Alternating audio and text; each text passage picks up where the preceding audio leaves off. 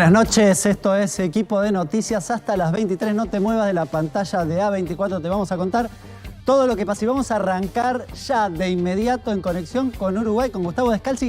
¿Qué pasó con la calle Pou? Gustavo, ¿estás en contacto? ¿Cómo le va? Buenas noches. Bueno, contarle varias cosas. Primero que nada, que el presidente de la República fue multado. Y esto tiene que ver también con un incidente anterior ocurrido cuando en una estación de servicio se lo filmó, se lo vio con un casco que no era el reglamentario. Ese casquito redondito que usted ve no es el reglamentario para que uno pueda transitar acá en el Uruguay. Es un casco más bien de uso doméstico que él compró en un local de La Barra y ahí pasó el presidente. Donde no pasó fue en el Puente de la Barra, que ahora se ha colocado una restricción de 45 kilómetros por hora. Cuando nosotros éramos chicos, Hernán, hacíamos así, veníamos en el auto y pasábamos a toda velocidad, ¡boom!, en el Puente de la Barra, que nos quedaba, digamos, esa sensación en el estómago. Ese mal uso del puente, del famoso Puente Viera, construido en el año 65, hizo que a lo largo de los años, con tal vez un cuidado innecesario, ¿qué pasó? Se empezó a perjudicar el segundo puente y ahí es que hubo que repararlo. Ahora hay una restricción, 45 kilómetros por hora. No se puede pasar incluso con vehículos de mayor peso, con esos, digamos, camiones gigantes. ¿Qué le pasó al presidente? Pasó unos kilómetros más de velocidad. Hay un radar que marca 45, parece que marcaba algo cercano a los 55 kilómetros. Gustavo, pero para ver, ¿lo multaron por exceso de velocidad o por el casco? ¿O por los dos? Sí. Debieron haberlo multado por el casco, pero como nadie se apersonó, nadie lo hizo, pasó. Vio que cuando usted a veces comete alguna infracción, le pasó al presidente. Ahora no, hay cámaras, hay fotos. ¿Y qué pasó? Lo agarraron justito pasando por unos kilómetros más de lo permitido. 45 es, la tolerancia es muy poquito. Escúchame. Dicen que pasó entre 55 y 60 kilómetros. Quedó multado. ¿Y cuánto tiene que pagar el presidente de Uruguay? $200 más o menos, sería unos 250.000 pesos argentinos. Ahí sí, la multa es cara acá. Acá, Un numerito, acá la multa, usted no se hace el vivo, no se hace el vivo usted. Acá, mira, acá donde estoy, yo estoy acá en Gorlero, querido. Sí. Acá hay, digamos, radares y acá hay una cámara fotográfica detrás mío. El que pasa a mayor velocidad, el que cruza sin tener la autorización de la luz, enseguida le sacan la foto y va a tener que pagar un piso de $200 hasta 600 de acuerdo al tipo de infracción. Así que aquí hay que respetar, porque si no, pagando. Gustavo. ¿Dijo algo? No dijo nada, se rió y le corresponde pagar. Okay. Le corresponde y no puede decir nada. Además, a ver, recordemos que el presidente de la República es abogado de profesión, fue legislador durante muchos años, es el presidente de todos, así que lo que menos puede hacer es quejarse. Tiene que ir a pagar como cualquier ciudadano, como cualquier hijo de vecino, pagar la multa. La del casquito zafó por ahora. Y Gustavo, viste que acá en la Argentina te descuentan puntos en la licencia. ¿Ya es así? No sé cómo es la cuestión.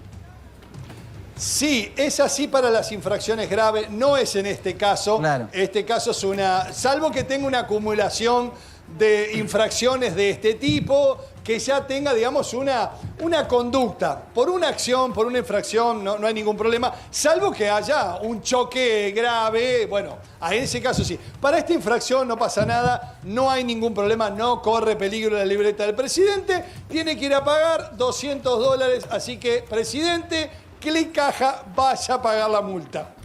¿Cómo está la gente ahí en Uruguay? Te pregunto en relación a la calle Pou en general, pero en particular también con el hecho.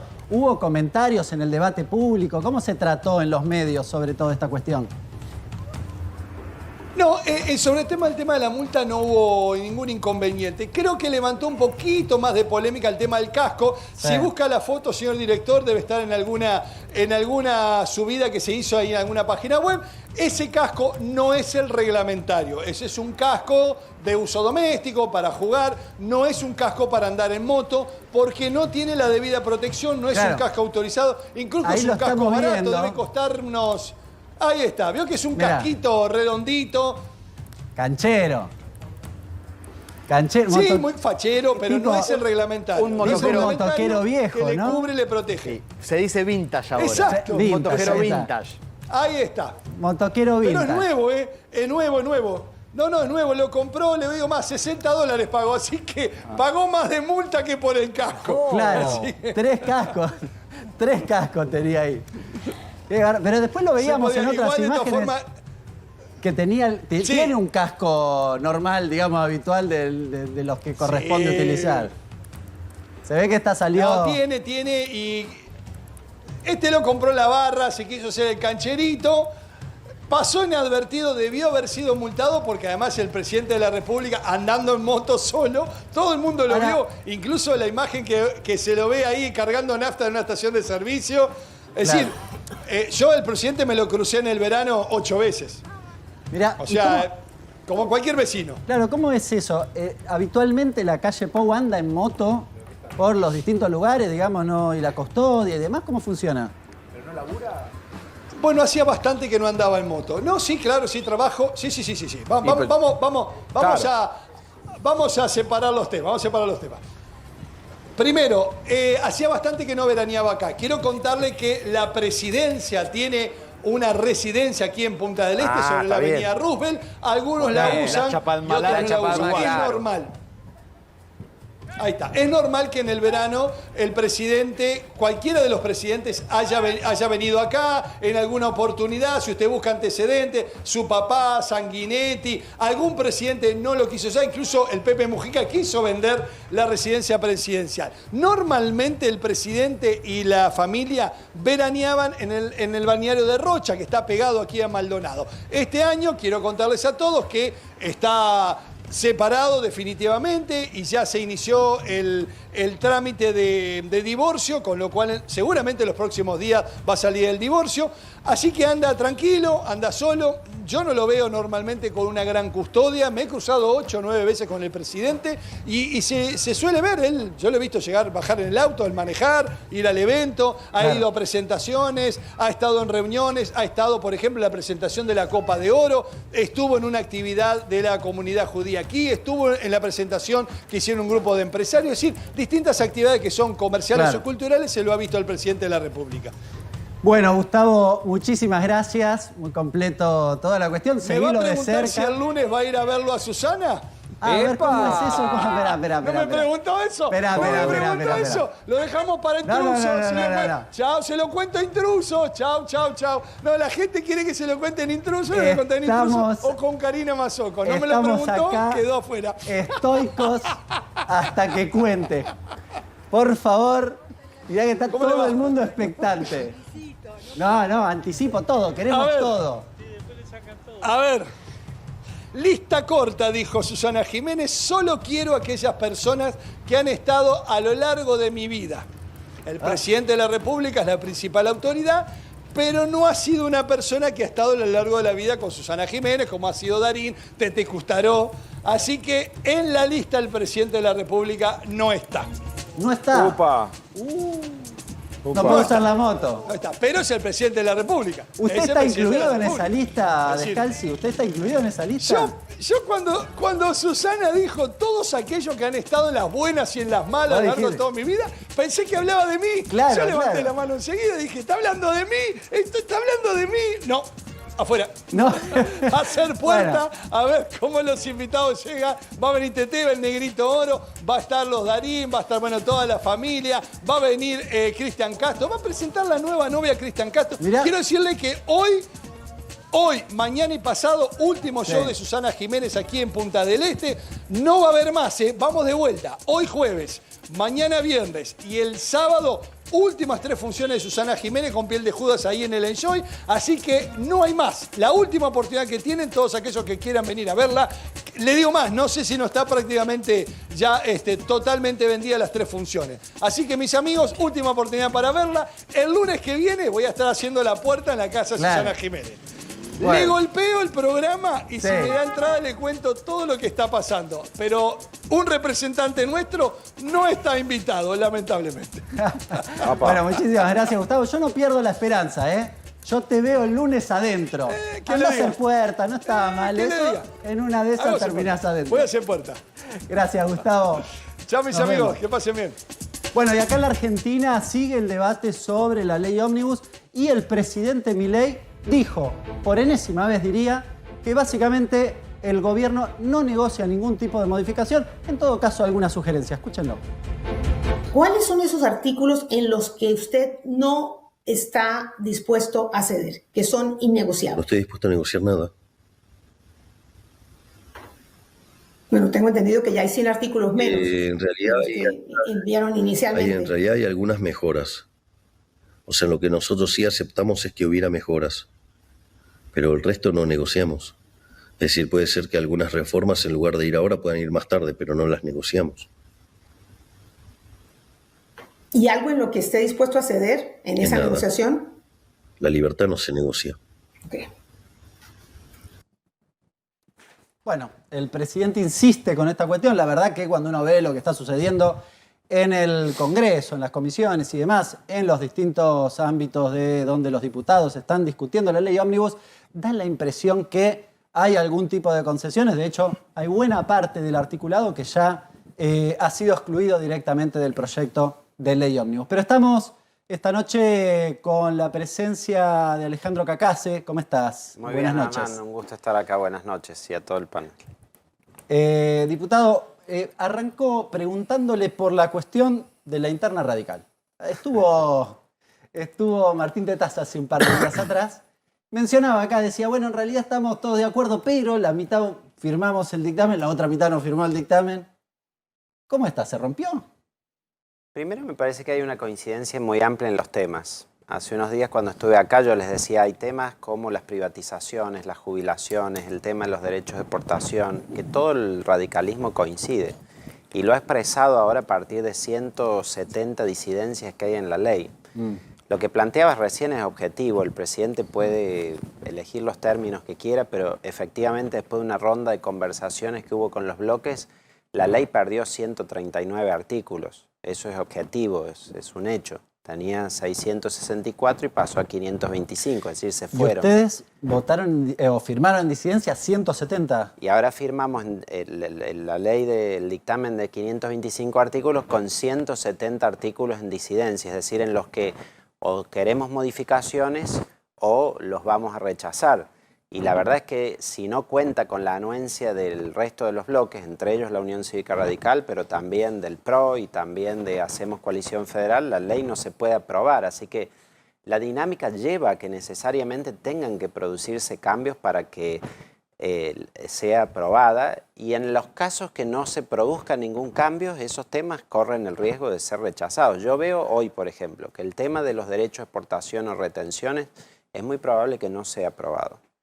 Y le hemos advertido al gobierno de que busque otras alternativas para encontrar esos recursos que no sea yendo sobre las economías productivas de las provincias que tienen fuerte perfil exportador.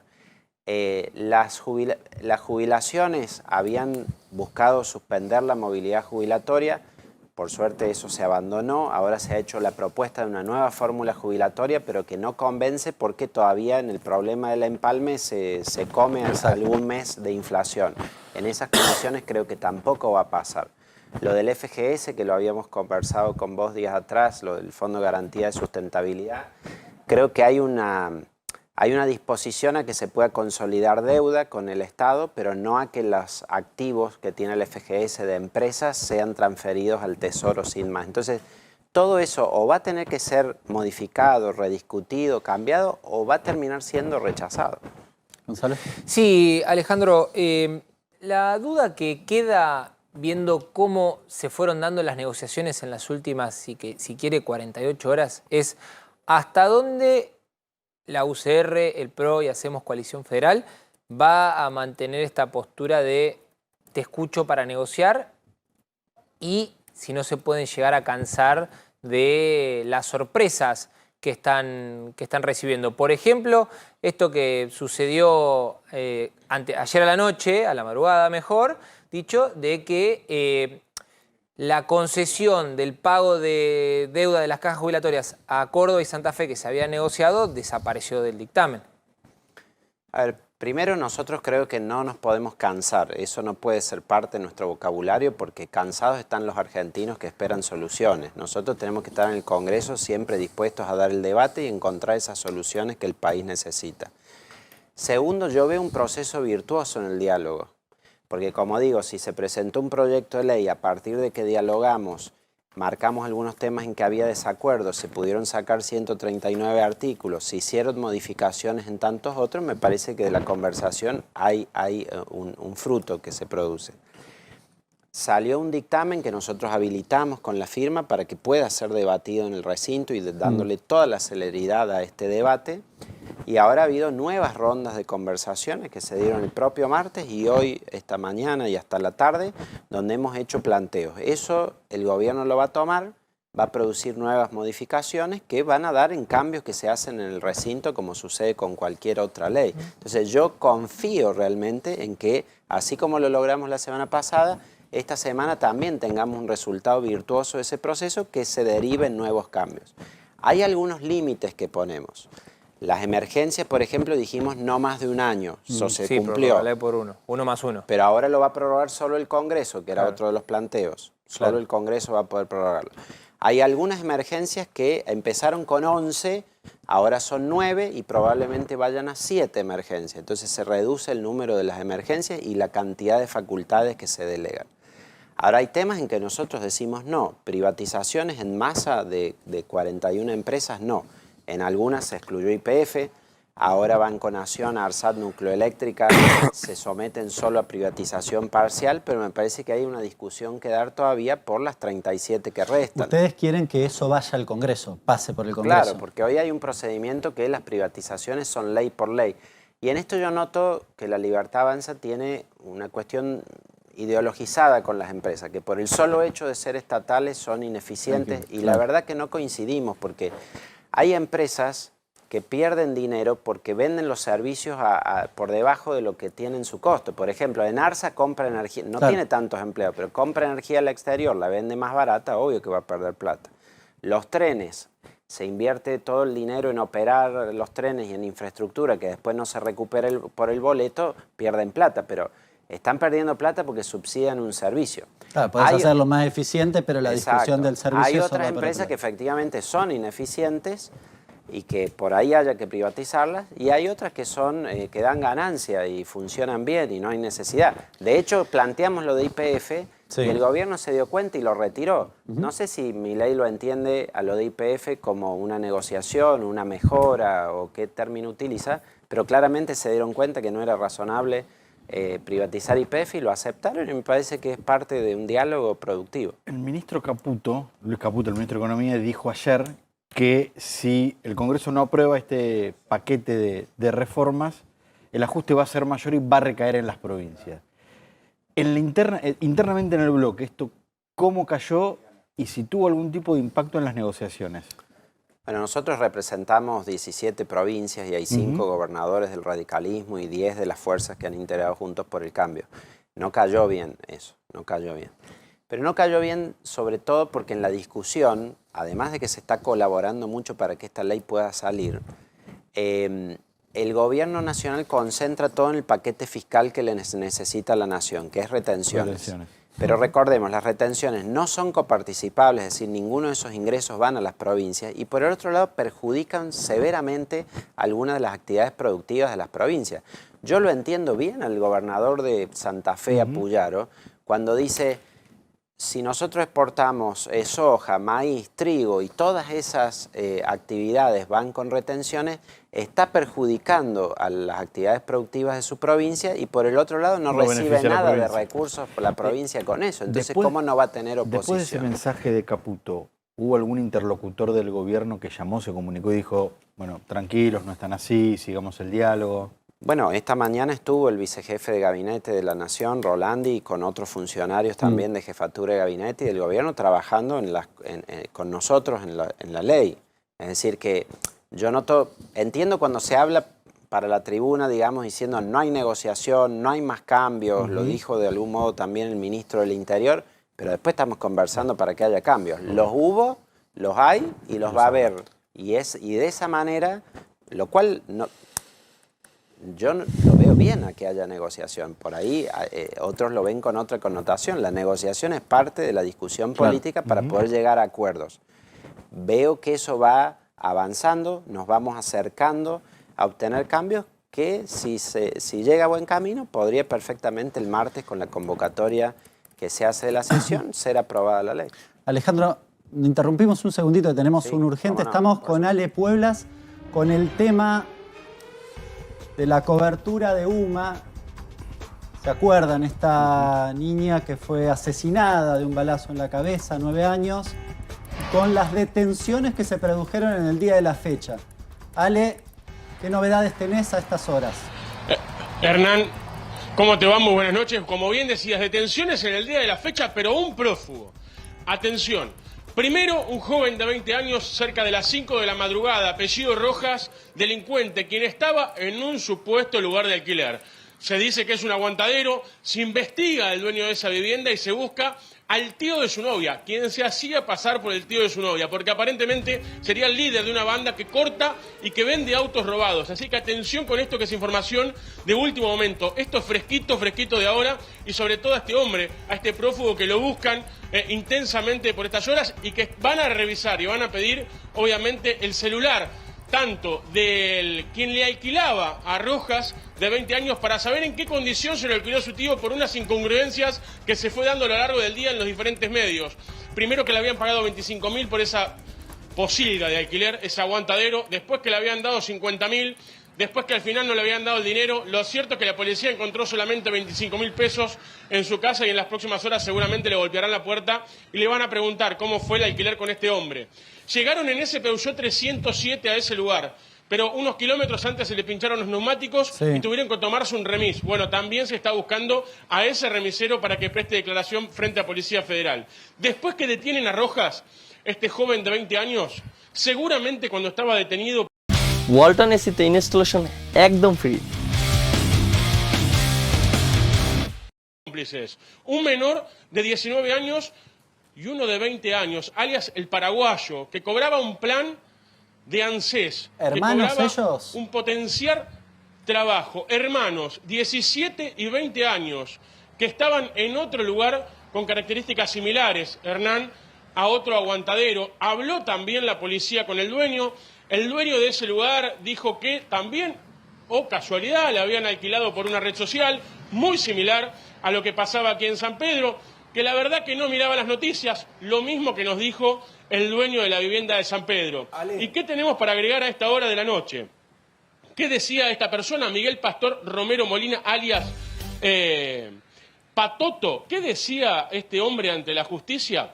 Bueno, Patoto dijo que él no efectuó el disparo. Esto es fresco de ahora, ya están en Madariaga, están en esa dependencia policial. Hace minutos aparentemente expresó que él no había sido el disparo y todos apuntan al detenido en San Pedro. Todo apunta a Rojas, que en estos momentos la novia está a disposición de la justicia también, porque ella fue, junto con el supuesto tío, quien hicieron todo el trámite de alquiler para estar en ese lugar en San Pedro.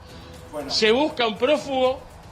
Supuestamente eran todos los detenidos, pero esto es mucho más grande y se puede relacionar con una banda que hace unos días vimos que robaban 2 camionetas Amarok a punta de pistola y le disparaban a un subcomisario de la policía bonaerense. Bueno, aparentemente todos tendrían una conexión y un mismo fin: el robo y el desarmadero de vehículos. Ale, ¿cómo te va? Muy buenas noches. Quería preguntarte a ver si vos tenés una información con respecto al primer detenido. Recuerdan ustedes que muy rápidamente en la zona de Villafiorito se detiene a un tal Aguilera, no me sale el apellido ahora. Bueno, el joven de 20 años, 22 años, García, sí. Valentín García, 22 años. Yo tengo una información que este Patricio Valentín García no habría estado en el momento del hecho.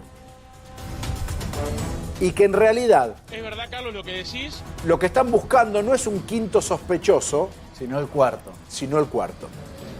A ver, Ale. Sí, primero lo va a tener que demostrar todo su relato. El relato coincide aproximadamente con lo que dice el personal policial y aparentemente va a presentar unos testigos que pueden dar a cuenta de que él no estaba en el lugar del hecho en la hora indicada. Por el momento sigue a disposición de la justicia hasta que esto se compruebe. Terminan siendo 4, pero aparentemente el cuarto sería este supuesto tío, que fue quien alquila a Iván, que es el hombre que aparentemente le alquilaba a este joven. Que le alquila un sucucho que hoy pudimos ingresar, que no tenía cama, que no tenía sillas, que no tenía mesas, que simplemente tenía un termotanque eléctrico y un inodoro. Bueno, esas 4 paredes con un termotanque eléctrico y un inodoro le había alquilado supuestamente por 25.000 pesos a estas personas que le habían dicho a este hombre que venían desde Chaco a tratar de buscar trabajo. Bueno, se empezaron a cruzar un poco las declaraciones y en las próximas horas estimamos que ya tiene parte de la ruta de escape, porque este hombre pincha un neumático en la entrada de la ciudad, vuelve obviamente para poner en condiciones su vehículo con una ayuda y de ahí se vuelve para Buenos Aires. En este momento se busca obviamente el paradero de este hombre, que volvía para Capital Federal, claro, y es intensamente buscado por Policía Federal Argentina. Vos fijate que en algún momento los traiciona el subconsciente a estos asesinos de niños, porque cree la justicia que en realidad lo que estaban intentando era llegar al Chaco. Y acá hay un tema muy importante, para después cruzar presumiblemente a Paraguay, porque hay una relación de venta de autos de alta gama en el Paraguay, hay una historia, digamos, que puede haber una vinculación delictiva. Ale, preguntarte, perdón que no te escuché bien preciso, yo no te escuché a vos al principio de tu relato. El hombre que les alquila la casa, no digo que le deba algo a la justicia, pero ¿tiene también antecedentes?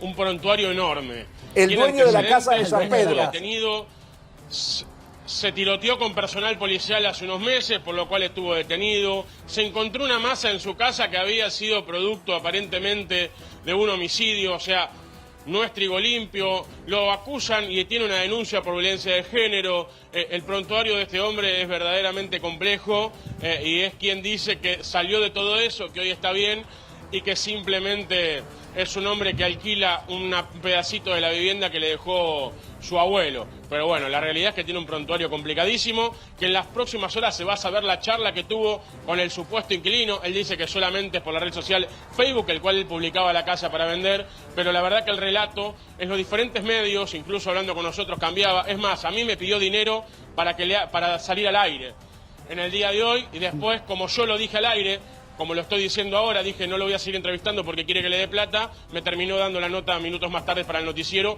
y pudimos ingresar al lugar donde estuvo te este pidió delincuente plata, Ale. parando 24 horas y escondiéndose. Te pidió plata, de frente manteca. Sí. Me dijo tirame un 10, un 5 para la nota, si no, bueno, viste, salgo en otro lado, los demás ya me dieron, viste. 10, claro, 10, 5 pesos no es nada. No, 10.000. Ah, sí, claro. Bueno, Acá Ale, la nota, chicos. Muchísimas gracias, excelente cobertura. Seguimos en contacto porque este tema, la verdad, que es absolutamente importante en el debate público en la Argentina. Gracias. No, por favor, Hernán, y atención con esto. Sí. Es intensamente buscado este prófugo. En las próximas horas vamos a tener seguramente información. Por ahí, antes que termine el programa, vamos a poder dar con un nuevo detenido seguramente, pero aquí nos vamos a quedar. Gracias. Y seguimos acá con el diputado Alejandro Cacase. Alejandro, recién vos mencionabas el tema de las retenciones, que me parece que está en el centro de la escena. Quiero retomar un poquitito esa cuestión. Y toda la reacción que hubo, sobre todo de los gobernadores y en particular de Puyaro, vinculado con el tuit de Caputo en el día de ayer, que básicamente amenazó a los gobernadores. ¿Cómo viste esa cuestión y cómo sigue esa cuestión? Sí, primero hay un tema ahí de distorsión del comercio exterior, ¿no? Un gobierno liberal que dijo el presidente que se iba a cortar un brazo antes de aprobar cualquier impuesto. Además, siempre el liberalismo cree en el comercio exterior y comenzó con el aumento del impuesto país, que lo llevó a 17,5%, y ahora este es un muy fuerte aumento de las retenciones, porque pensemos que todas las economías, toda la industria que la lleva al 15% de retención, para algunas industrias esto implica el margen para poder competir o no.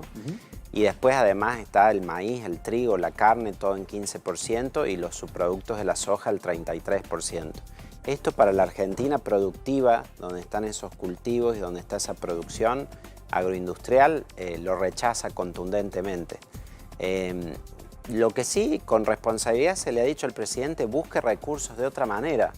Hay, por ejemplo, exenciones tributarias que tienen empresas, hay regímenes promocionales, que si lo cortamos a eso, que es lo que se llama gastos tributarios, podría recaudarse sin necesidad de entrar en las retenciones. Pero Esa es la propuesta que hizo Massa en campaña. Por ejemplo, de hecho estaba en el proyecto de ley de presupuesto. Claro. Es decir, no tiene que ser exclusivamente sobre las retenciones que se recaude, pero de algún modo este planteo, como decía el presidente, de recaudar por vía de retenciones, porque eso no lo tiene que compartir con las provincias, y en todo lo que tenga que compartir con las provincias tiene resistencia a hacerlo. Entonces eso obviamente que a los gobernadores los mal predisponen, porque dice se arregla el paquete fiscal nacional y no se arregla lo que pasó con las provincias, que perdieron mucha recaudación a partir de las medidas del gobierno anterior. Ahora ha ingresado el proyecto de ley de ingresos personales, ¿no? Sí. Que es como la restitución de lo del impuesto a las ganancias. Eso va a ser la discusión casi inmediatamente posterior. Bueno, en su momento nosotros, cuando Massa y Milei decidieron votar juntos para eliminar ese impuesto, nosotros lo vimos como un disparate, porque sabíamos que iba a desfinanciar el Estado. Y es lo que ha pasado. Se ha perdido 1 punto del Producto Bruto Interno, esto implicó medio punto para la nación y medio punto para las provincias. Yo te doy ejemplo de mi provincia de San Luis. Le quitó 1 mes y medio de pago de salarios. Entonces ha tenido eso, y para otras provincias igual, una dificultad enorme que ha creado a los gobiernos provinciales en pagar sueldos. Entonces, por dejar de pagar el 10% de la población de asalariados que más ingresos tienen, después las provincias no pueden pagar a sus médicos, a sus policías, a sus docentes. Pero digo, en esta se lo preguntábamos a Ignacio Torres de Chubut respecto, si querés, de, bueno, tal vez dejar el impuesto a las ganancias así como estaba y compensar la no recaudación, la pérdida de la recaudación de las provincias, de repente coparticipando el impuesto al cheque o algún otro impuesto. Claro, lo que pasa es que el presidente terminantemente no quiere coparticipar eso. Entonces, pero, ¿y vos qué harías? No, yo creo que sería una vía coparticipar el impuesto al cheque, sí, por supuesto, porque digamos es un impuesto que como cualquier otro debiera ser coparticipable y compartido entre la nación y las provincias. Lo que pasa es que no lo pongo sobre la mesa porque sé que el presidente tiene tanto rechazo a eso que capaz que hasta si el Congreso lo sancionara lo termina vetando. En el caso de restituir el impuesto a las ganancias, que aclaro, es un proyecto que ha enviado el presidente, o sea, porque a veces se dice no porque es proyecto de los gobernadores, no, es un proyecto que ha enviado el presidente. Ahora, por lo cual está buscando esa recaudación, sirve por supuesto a las provincias también. Y la verdad, yo sé que a veces es impopular decirlo, pero es el impuesto más común en el mundo. Es decir, el impuesto por excelencia en el mundo es el impuesto a los ingresos personales, donde quien más tiene paga más, a medida que incrementa el ingreso van subiendo las alícuotas, y así debe ser acá también. Me parece que es una oportunidad también para que lo debatamos con racionalidad, que no pase esto de que alguien o no paga o de repente pasa a pagar 35%, sino que haya escalas progresivas, se empieza pagando poquito, 5 o 10% el ingreso, y a medida que uno tiene un ingreso más alto, paga más. Así funciona en todo el mundo. Entonces, bajo este nuevo nombre que trae, que es el de ingresos personales, que termina con esta semántica de si el salario es ganancia o no, va a dar una oportunidad para la rediscusión de eso. Hoy no se está hablando porque hoy está toda la concentración puesta en la ley ómnibus en el Congreso. Cuando termine este debate, salga la media sanción de la ley, vaya al Senado, que descontamos lo que puede pasar la semana que viene, el martes, cuando haya sesión. El próximo tema de discusión será seguramente este impuesto a los ingresos personales. Me quedé con algo que habías dicho antes respecto de las jubilaciones, y me gustaría retomarlo. Para el que nos está escuchando, vos lo sabés porque has estudiado mucho esto. La actualización de la movilidad jubilatoria en marzo toma el periodo de indicadores de octubre a diciembre. Exacto. Y en abril van a actualizar probablemente con inflación de febrero, lo cual implica que enero no queda en ninguna parte. Exactamente, ese es el punto de la discusión. Cuando primero se buscaba suspender la movilidad, eso se dejó descartado, ahora se propone esta nueva fórmula. Cuando se propone la nueva fórmula se encargó un informe a la Oficina de Presupuesto del Congreso. Y la Oficina de Presupuesto dijo, esto de mantener el poder adquisitivo por definición se logra con una fórmula que contemple la inflación o el IPC. De hecho hizo una simulación para el último año que ha pasado y dijo hubiera mejorado en 10 puntos los haberes de los jubilados, que perdieron mucho con la fórmula de movilidad actual.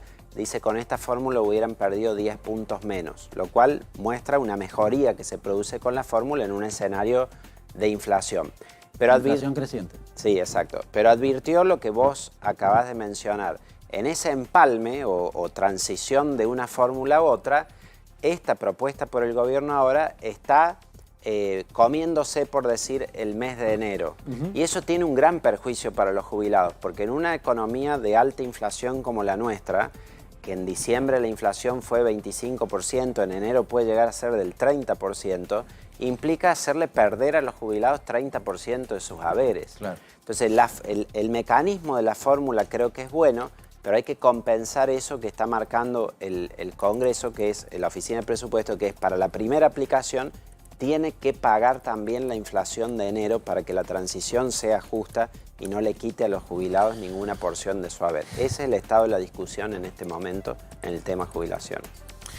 Respecto de esta cuestión, y hablabas hace un ratito del Fondo de Garantía de Sustentabilidad. Sí. Allá, yo leí hace unos días una nota de la diputada Alejandra Torres de Córdoba, que básicamente hacía referencia a que la actualización jubilatoria debía ser por inflación, pero además decía los fondos del Fondo de Garantía de Sustentabilidad había que liquidarlos para pagarle la deuda a Córdoba. Entiendo que además ella es la pareja del actual titular del Fondo de Garantía. ¿Cómo ves eso? ¿Estás de acuerdo? Creo que hay que distinguir ahí dos cosas. El Fondo de Garantía de Sustentabilidad, que ahora se ha hecho un cambio en la evaluación para considerarlo de acuerdo al dólar MEP o dólar financiero, tiene un poco más de 30.000 millones de dólares en sus tenencias. Ahora, de eso, 2/3 partes, 22.000 millones de dólares, son bonos del Tesoro. Es decir, es el Estado debiéndole al propio Estado. Entonces, en eso está pidiendo una consolidación el gobierno. La verdad hay que sacarlo. Claro, es decir, descontemos esto contablemente porque está abultando el stock de deuda pública. Eso me parece que es correcto y se puede hacer, es parte de lo que marca la ley. Pero después está el dinero fresco, digamos, que son las acciones y obligaciones negociables que ese fondo tiene en distintas empresas argentinas, en Ternium, en Pampa Holding, Grupo Financiero Galicia, entre otras, que son 6.000 millones de dólares. En el proyecto original del gobierno decía eso se transfiere al Tesoro y no se sabía qué hacía el gobierno con eso. Si lo usaba para estabilización cambiaria, algo que criticamos mucho que se hiciera en el gobierno anterior, o qué destino tenía. Ahora ha mejorado en decir tiene que ser para la seguridad social, pero también lo que nosotros planteamos es, si se va a usar para la seguridad social y para los jubilados, ¿cuál es la necesidad de transferirlo al Tesoro? Claro. Que se quede en el FGS. Esto creo que es un planteo que ha sido bien recibido y va a ser una de las modificaciones que tenga la semana que viene la ley. Que el FGS preserve esas acciones, que son acciones que se compraron con aquellos fondos de la estatización de la FJP, que son de los jubilados y que se use para los jubilados. Usarlo para los jubilados puede significar que se use para pagar los jubilados cuando le falta financiamiento al sistema, que se use para pagar las deudas que hay con los jubilados, porque hay 300.000 juicios que los jubilados tienen, o que se use para pagar también deudas con las cajas previsionales provinciales. Creo que todo eso es posible hacerlo. Muchísimas gracias Alejandro. Buenas noches. Y tenemos información urgente. Bueno, el ministro de Infraestructura, Ferraro, afuera. Citando a la forma del presidente Javier Milei, le pidió la renuncia formalmente, lo acusa de ser una de las voces que filtra el contenido de las reuniones de gabinete. A la segunda persona que también le dijo algo parecido, le dio una segunda oportunidad, el nombre me lo voy a guardar, secretarías. Las principales se las fueron sacando, que se las llevó Caputo, que era básicamente energía. Le quedó algunas cuestiones de obra pública, que no quedaba tan en claro cuánto se iba a avanzar, algunas licitaciones que no se quedaba en claro hasta dónde iban a llegar. Lo cierto es que por filtrar contenido sensible de las reuniones de gabinete, Milei y el jefe de gabinete, Nicolás Posse, identificaron a Ferraro como una de las dos, si quiere, gargantas profundas, y decidieron silenciarla sacándola del gobierno. Hay uno que le perdonaron la vida. Hay uno que le perdonan la vida. A la persona que estaban viendo hace 2 minutos en pantalla acaba de quedar fuera del gobierno. Y esta es la frase por la cual el presidente le habría pedido justamente la renuncia. Sí. Le pidió la renuncia, podemos renuncia. decir, confirmado a esta hora. Los voy a dejar sin un peso, los voy a fundir a todos. Exactamente. Aparentemente fue la frase que filtró el ministro que habría dicho Javier Milei justamente en la reunión de gabinete. Sí, y que yo no te diría que habría, yo ya diría que ya con esta, Sí, es la con esta, a confirmación. ver, claro, con esta decisión de echar a Ferraro es la confirmación de que la frase existió, la frase fue dicha y se da en el marco de un tira y afloje muy fuerte con los gobernadores. Ahora bien, la gran pregunta que hay acá, y esto es lo que todavía yo no lo puedo responder, por eso digo, y tampoco me lo han confirmado alguna fuente, por eso digo, gran incógnita que queda, ¿es un escarmiento? ¿Un chicos hasta acá? ¿O se está mostrando efectivamente que ese bloque sólido que parecía tener la Libertad Avanza de unos juegan para la tribuna con la frase de rimbombantes y las amenazas y otros buscan acuerdos, ya no es tan sólido como parecía? vos decís que esto podría resquebrajar la dinámica interna. Empecemos de vuelta. ¿Cuántos funcionarios han sido eyectados de la gestión de Javier Milei en lo que va de este mes y medio de gobierno? La secretaria de Medios. Sí, algunos no llegaron a asumir. Bueno, Píparo, está bien. pensando en Píparo. Píparo, claro. Bueno, pero yo digo, ya a partir del 10 de diciembre. A partir del 10 de diciembre, la secretaria de Medios. Secretaria de Medios, el subsecretario de Medios. Empleo. El ministro de Infraestructura, el encargado de las obras sociales de los gremios, que lo echaron hoy por el boletín oficial. Y el subse de Trabajo. Y el subse de Trabajo. Bueno, ahí también hubo el subse de... Sí, en realidad siempre fue Omar Yassin. Lo que pasa es que el cambio fue antes. No, pero no fue con la discusión Sí, hubo un del gremio de funcionario. comercio que se había comprometido, trasciende la foto que está Petovelo, de hecho. Pero no era el secretario de Trabajo. Era el subsecretario. Perdón. Ni siquiera sé si era subsecretario de Trabajo, pero era un funcionario Sí, que no no había sé si sido, estaba tampoco, nombrado no había sido todavía, nombrado. pero- No había sido- por eso decía, porque Yassin había No, entrado Yassin por sigue. eso. Entonces, si vos empezás a sumar la sucesiva cantidad de renuncias, te da la pauta de que es... Te agrego uno, el del Instituto de la Vivienda. Sí, fueron dos. Claro, por eso que... Fueron dos. El primero fue Inti Alpern, pero bueno, eso fue post 10 de diciembre, pre 10 de diciembre, post de diciembre, y Banquer por básicamente hablar de más en términos de su nombramiento, y eso generó, ya que lo mencionás, que muchos mantengan la boca cerrada hasta que no estuviera firmada la resolución publicada en el boletín oficial. Hay que ver ahora la gran incógnita, ya que estamos hablando de funcionarios que no se sabe si van a seguir o no, es el secretario de culto, Francisco Sánchez, que todavía no fue nombrado, y estamos ante una visita en más o menos 3 semanas del presidente al Vaticano para ver al Papa, donde faltan obviamente ultimar Pero detalles. respecto de esa visita, porque le preguntaron a Dorni Sí. hace un par de días atrás, Sí. no sé si una novedad distinta, pero cuando le preguntaron dijo todavía no está confirmada esa reunión. ¿Puede ser? Lo que pasa es que todavía no tenés embajador en la Santa Sede. Entonces tenés un montón de cuestiones, si vos querés, de la diplomacia a cumplir previo a terminar de decir sí, vamos a estar ahí. Por eso está, ¿cómo explicarte? Está confirmada, faltan los últimos detalles para terminar de cerrar esa cuestión. Insisto, algo que Francisco ha hecho con todos los presidentes desde que fue ungido como sumo pontífice. Los recibe cuando son electos en los albores de su gestión.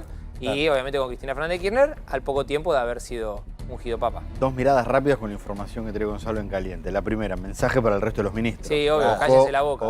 Sí, o cuidado con lo que dicen. Y segundo, el contexto de la frase de Ferraro y la decisión de echarlo tiene que ver con la relación con las provincias, que hoy es clave para que salga la ley. Es clave para que salga la ley ómnibus. Ahí me parece que también el gobierno está teniendo un tema. Sí. Los gobernadores, ¿no? Y cómo cae esta frase Milei, que en definitiva, más brutal es lo que había hecho ayer públicamente Por eso, Caputo. a mí me llama la atención por eso, porque ayer Caputo tuiteó, Milei retuiteó lo de Caputo. Si vos ves la frase, es Sí. lo mismo, pero si querés, más brutal. Te los voy a fundir. Ahora, me dicen que, hoy me comentaban que ayer mencionábamos el día de furia de Caputo y uno se preguntaba, ¿no es el estilo de Caputo? ¿Por qué hizo esto? ¿Por qué justamente se apriete por Twitter? Me decían que el presidente estaba enojado con Caputo porque le planteó que no estaba defendiendo con vehemencia lo que estaba escrito en la ley ómnibus, que básicamente tiene que ver con las retenciones y la cuestión jubilatoria, y que está en el centro de la escena porque es el debate de la cuestión fiscal, del ajuste fiscal que quiere hacer el gobierno. Un punto tenés en esa discusión. Así que me parece que se abre un panorama. Yo comparto, Martín, esto que vos mencionabas de que es un mensaje, claro, hacia adentro, un poco confuso con él. Sí, a ver, habría que ver un poco más la interna, habría que ver si no hay algo previo también en la relación con Ferraro, en qué momento ocurrió, por qué molestó. Hay otra cosa, perdón que me interrumpa, me están apuntando acá. Esto es una revalidación a Guillermo Francos. ¿En qué sentido? Si uno veía sucesivamente todas las informaciones que se iban filtrando o los comentarios que se iban conociendo, apuntaban al ministro de Interior porque tendían a construir la narrativa de que el enojo de presidencia era con quien estaba negociando los cambios en la ley ómnibus. Y acá claramente terminó siendo lo contrario, o sea que no fue por ese lado. Perdón, era para darle un poco más de contexto a toda Ferraro no es de Francos. No. Ferraro viene a ver del sector privado, lo conoce Milei de su paso por la Corporación América, estuvo en la consultora KPMG, es un especialista en todo lo que tiene que ver con proyección, financiamiento de grandes obras de infraestructura, y ahí lo sumó. Claro. Obviamente, como les decía al principio, con el correr de la formación del gobierno, se fue quedando sin áreas clave, como por ejemplo energía y minería, que pensaron que iban a tener él.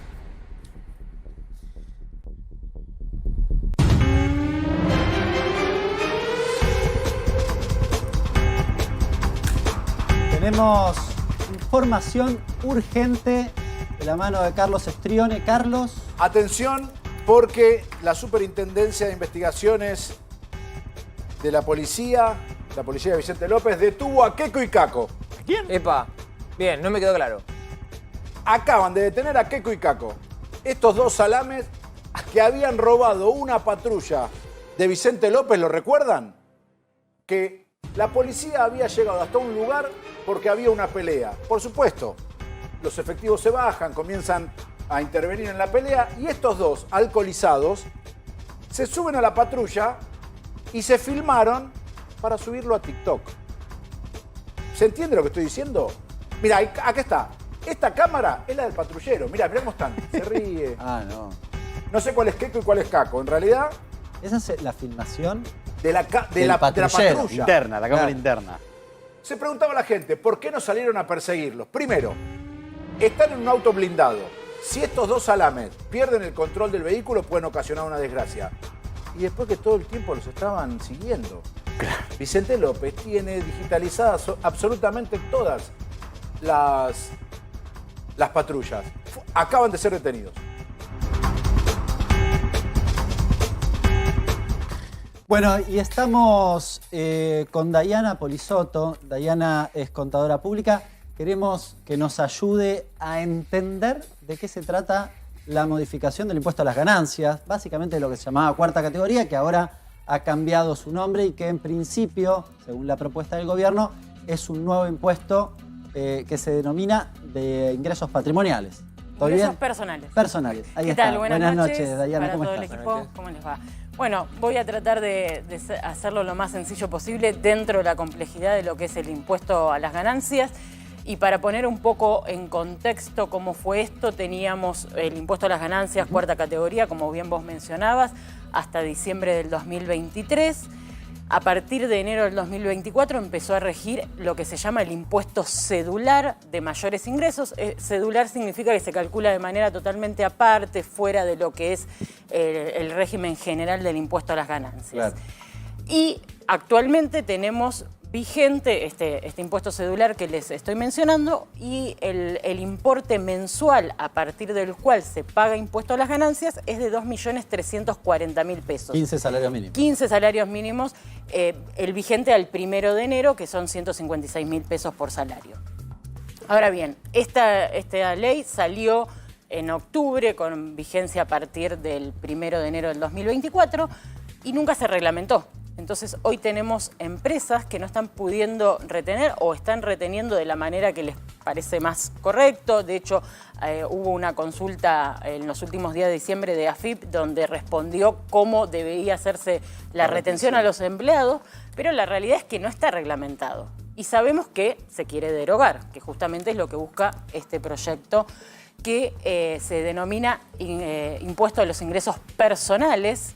A ver, para ir ordenando. Sí.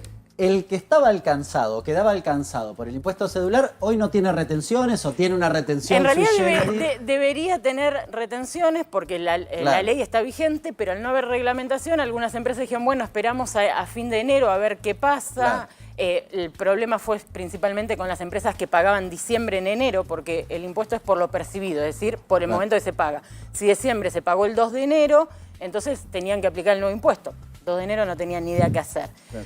Entonces, algunas lo están aplicando, otras están, pero digamos que un poco diseminado el criterio. Ahora, vamos a la nueva propuesta. ¿Qué significaría para los que están escuchando que dicen, che, ¿tengo que pagar ganancia? ¿No tengo que pagar ganancia? ¿Qué monto? Bueno, para dar un ejemplo concreto, por ejemplo, hoy tenemos una persona que está con un sueldo de 2 millones de pesos, que por lo tanto está por debajo de este 2.340.000 que les mencionaba anteriormente, va a pasar a pagar impuesto. O sea, hoy no está pagando impuesto, aun cuando se aplique la ley porque está por debajo del importe, va a pasar a pagar impuesto. Y va a pasar a pagar impuesto, la pregunta va a ser cuánto, ¿no? Claro. Lo que seguramente todos los que nos están viendo quieren saber. Y eso va a depender de la situación personal de esta persona, valga la redundancia. ¿Por qué? Porque con la ley actual dicen, bueno, si estás por debajo de esto no pagás impuesto y no importa nada más. En cambio acá vamos a empezar y bueno, ¿está casado? No está casado, tiene hijos, no tiene hijos. Familia, las deducciones. Exactamente. Y para hacer un ejemplo concreto, una persona que esté ganando hoy 2 millones de pesos brutos, que equivale a un sueldo neto, sueldo de bolsillo de 1.600.000 pesos, va a pasar a pagar impuesto a las ganancias por, si es soltero sin hijos, 140.000 pesos mensuales. Aproximadamente. ¿En qué cuota cae? Cae en un 27%. 27%. Alto. Ya, si hablamos de sueldos de 2.600.000 bruto, es decir, 2.100.000 neto, va a caer al 35%. O sea, el que estaba antes incluido, básicamente no le cambia, va a seguir pagando 35%, diría. Claro. Trazo grueso. Sí, sí, sí. Es decir, los que están arriba de los 2.350.000, ahí digamos que no le va a cambiar tanto. Pero hay toda una parte donde a partir de sueldos de aproximadamente, porque como va a depender puntualmente de qué deduzca esta persona, claro, si paga servicio doméstico, si tiene un crédito hipotecario, si paga seguro, no podemos hacer un cálculo exacto. Pero aproximadamente a partir del 1.350.000 pesos va a pagar impuesto a las ganancias. Claro. Y ahora teníamos personas que hasta 2.300.000 no pagaban. Sí, dependiendo de su situación. Exactamente. Particular. Y en ese caso, por ejemplo, en el ejemplo que les daba anteriormente de los 2 millones de pesos, si la persona está casada y tiene 2 hijos, va a pagar 50.000 pesos mensuales. Corregime una cosa, yo hoy hacía un cálculo con algunos datos que publica el ANSES de lo que tiene que ver con los salarios y los segmentos de salarios, la cantidad de gente que hay en cada segmento. Me daba que en enero, efectivamente, por estos valores que mencionabas, unos 800.000 quedaban alcanzados por el impuesto. Pero cuando lo proyectaba con algún grado de arbitrariedad de cómo podía moverse el salario, en febrero me daba más gente, en marzo me daba arriba de 1 millón de personas. Bueno, este proyecto, mejor dicho, de ley de ingresos personales prevé la actualización trimestral de todos estos valores. O sea, en abril se actualizaría. Claro. Cada 3 meses, y otra de las cosas que prevé, que eso resulta bastante interesante, que si bien se actualiza cada 3 meses, cuando llega fin de año se hace el recálculo de todo el impuesto en función del último valor. Entonces se le devolvería a la gente plata. Claro, uno de los problemas que vos tenías antes era que había gente que justamente por la actualización salarial terminaba entrando en el impuesto y después se lo devolvían y iba y venía. Y nunca sabía bien, esto era un gran problema, nunca sabía bien si le estaban descontando bien, ¿no? Y porque la nadie se realidad hacía es que para el empleado es muy difícil de saber, el cálculo es engorroso, es complejo, a nosotros como profesionales muchas veces nos cuesta ni hablar a los sistemas, a los software, digamos, de liquidación de sueldos que las empresas utilizan. Es algo, además, en muchos casos son software extranjeros que de lo que es impuestos argentinos cuesta mucho porque esto es un cambio constante. Además, pensemos que en 2023 tuvimos una situación hasta septiembre, otra situación de octubre a diciembre, otra situación a partir del 2024. Un cambio constante que hace que sea bastante incierto, complejo y difícil, por supuesto, al empleado de entender si esa línea del recibo es correcta o no. Claro. Te pregunto una cosa medio específica, pero la gente me la consultaba hoy. ¿Qué pasa con el aguinaldo? Bueno, en el caso del aguinaldo, lo que se prevé es una exención del aguinaldo, es decir, no pagar el impuesto. Sí. En el aguinaldo, en los sueldos hasta 1.250.000 pesos. O sea, el que entra en ganancias prácticamente. Claro, exactamente. La mayoría queda alcanzado, digamos. La mayoría que entra en ganancia va a quedar alcanzado. Exactamente. Y en el caso del bono por productividad, corregime vos, pero tenía entendido que, por ejemplo, el bono por productividad o las fallas de caja y demás estaban eximidas del impuesto y hoy también están topeadas según un monto. Exactamente.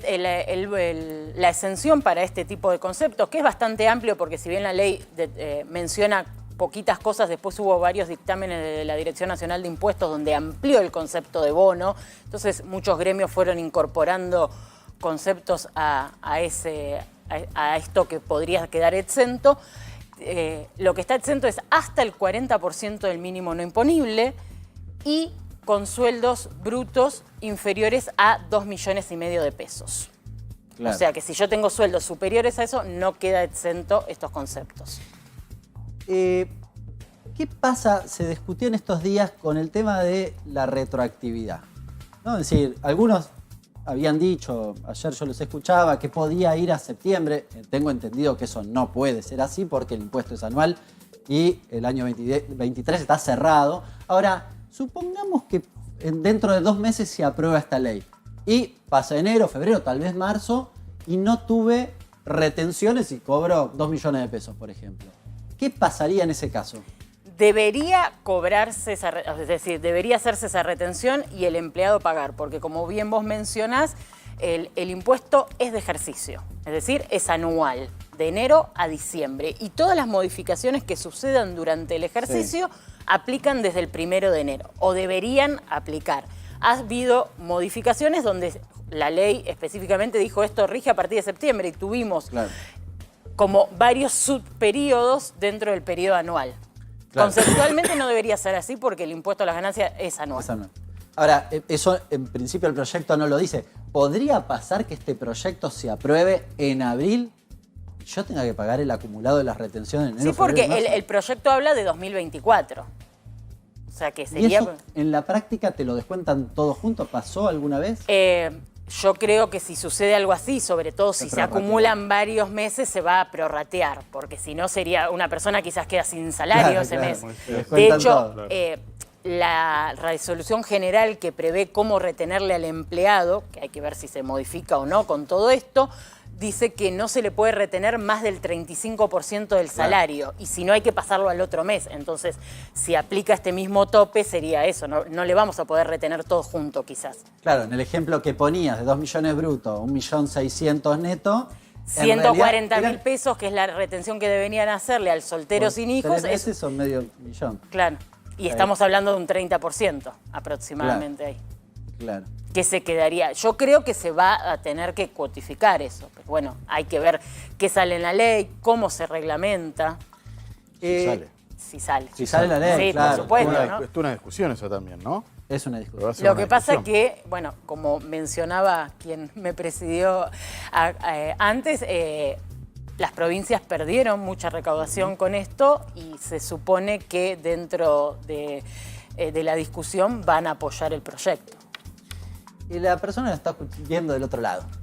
¿Tiene que hacer algo? Sí, a esta hora no Sí. creo que No, sea está 22:03. el tema más lindo para irse a dormir. No, te sorprendería. Sí. Te sorprendería porque La están cantidad a de las gente que le interesa. 22:03 la gente del otro lado expectante diciendo, tengo que pagar, no tengo que pagar, me van a retener, no me van a... ¿Cómo viene el recibo el próximo mes? ¿Tiene que hacer algo? A ver, el empleado tiene que cargar el 572 web o lo que se llama CIRADIG todos los meses para sufrir una menor retención porque están las deducciones. Con el impuesto cedular, que es el que hoy está vigente, no tiene sentido cargar todo esto porque tiene un régimen totalmente distinto. Si llega a salir este proyecto, digamos, si este proyecto se convierte en ley, ese CIRADIG va a ser importante y tenerlo actualizado va a ser importante porque si yo no cargué a mi hijo, no lo voy a poder deducir. Entonces va a ser importante que todos los meses se actualice. Hoy, en principio, no tiene que hacer nada, tiene que esperar y bueno. Ahora, el CIRADIG se lo tiene que entregar a su empleador. En realidad hoy se carga web y al empleador le Directamente. llega automáticamente. Bien. Entonces no es que tiene que ir con el papel como se iba antes y se entregaba, ¿no? Pensando en el eventual voto de este proyecto, recordanos qué carga de familia tenés, qué cosas podés descontar, Bien. cómo puedo hacer para pagar menos. Bueno, en lo que se refiere a cargas de familia tenemos cónyuge o conviviente. Si es conviviente tiene que tener la unión convivencial, es decir, no puede ser una convivencia de hecho. Pero tener un papel. Exactamente. Ok. Hijos menores de 18 años o... Si los dos trabajan, Si los dos trabajan, no, ya no me puedo deducir a mi cónyuge o conviviente. Nada. En realidad, depende cuánto trabaja, ¿no? Porque si supera el mínimo no imponible, no lo puedo deducir. Si cobra menos, lo podría llegar a deducir. Quizás tiene, no sé, 2-3 horas en un trabajo, y bueno, ahí quizás entra. Pero en línea general, si trabaja, no me lo podría tomar. Después, hijos hasta los 18 años o mayores de 18 si son incapacitados para el trabajo. Eso es lo que es carga familiar. No existe otra carga familia como en años atrás podríamos decir padres, suegros y demás. Y en lo que se respecta a deducciones, tenemos deducciones por seguros, seguro de vida, seguro de retiro, personal de casas particulares, lo que conocíamos como servicio doméstico, alquiler de la vivienda, gastos de educación, que entra la cuota del colegio, los materiales, todos con límite, la mayoría tienen límite, con lo cual en la práctica no termina siendo. De hecho, si uno hace cuentas, quizás lo que te permite deducir en el año de gasto educativo es lo que un padre o madre está pagando por mes del colegio de sus hijos, ¿no? Claro. Y además, por ejemplo, en gasto educativo... Está topeado y además no importa si tenés un hijo o 4 que mandas al colegio. El Claro. tope es el mismo. ¿Y el tema viático sigue estando eximido? ¿Cómo funciona? Viático depende, digamos, el Sí. rubro. Puede ser que lo que es viajante de comercio, determinadas cuestiones se lo puede deducir.